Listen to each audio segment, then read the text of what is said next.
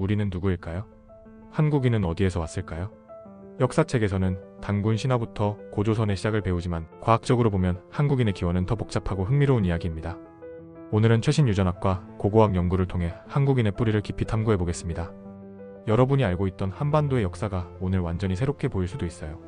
지금 바로 시작합니다. 1. 한국인은 어디에서 왔을까? 우선 큰 그림부터 보죠.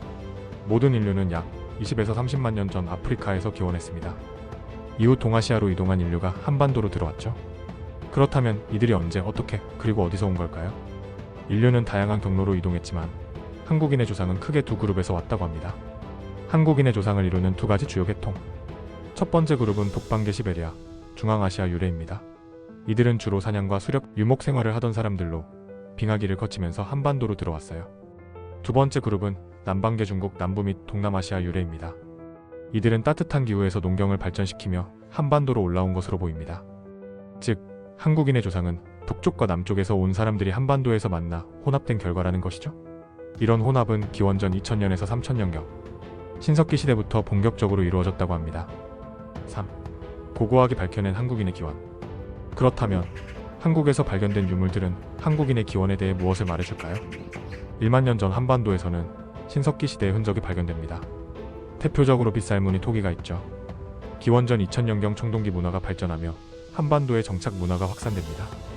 기원전 1000년경 철기 시대가 시작되며 본격적으로 국가 형성의 기반이 마련됩니다. 이 모든 과정에서 한반도는 단일 민족이 아니라 여러 민족이 모여 문화와 혈통이 혼합되는 과정이 있었습니다. 4. 유전학이 밝혀낸 한국인의 특징. 최근 과학기술이 발달하면서 DNA 분석을 통해 한국인의 기원을 더 정확히 알 수 있게 되었어요. 연구에 따르면 한국인은 몽골, 만주, 중국 동부 지역과 유전적으로 가깝지만 독특한 유전자 구성을 가진 독립적인 집단이라는 사실이 밝혀졌습니다. 목의 유전자 마운트 DNA와 북의 유전자와의 염색체를 분석한 결과 한국인은 북방계와 남방계 요소를 모두 가지고 있지만 북방계 요소가 조금 더 강하다고 합니다. 한국인은 단일 민족인가? 그렇다면 우리는 단일 민족일까요? 실제로 역사적으로 보면 한반도는 수많은 민족이 유입되고 섞이면서 형성된 문화적, 유전적 혼합체입니다. 하지만 수천 년 동안 같은 언어와 문화를 공유하며 강한 정체성을 유지해왔죠. 결론적으로 한국인은 단일한 혈통이라기보다 공동의 역사와 문화를 공유하는 독특한 민족 집단이라고 할 수 있습니다. 오늘 영상 어떠셨나요? 한국인의 기원 생각보다 흥미롭지 않나요? 여러분이 알고 있는 한국인의 기원에 대한 흥미로운 이야기나 의견이 있다면 댓글로 남겨주세요. 구독과 좋아요는 저에게 큰 힘이 됩니다. 알림 설정도 잊지 마시고요. 다음 영상에서 만나요.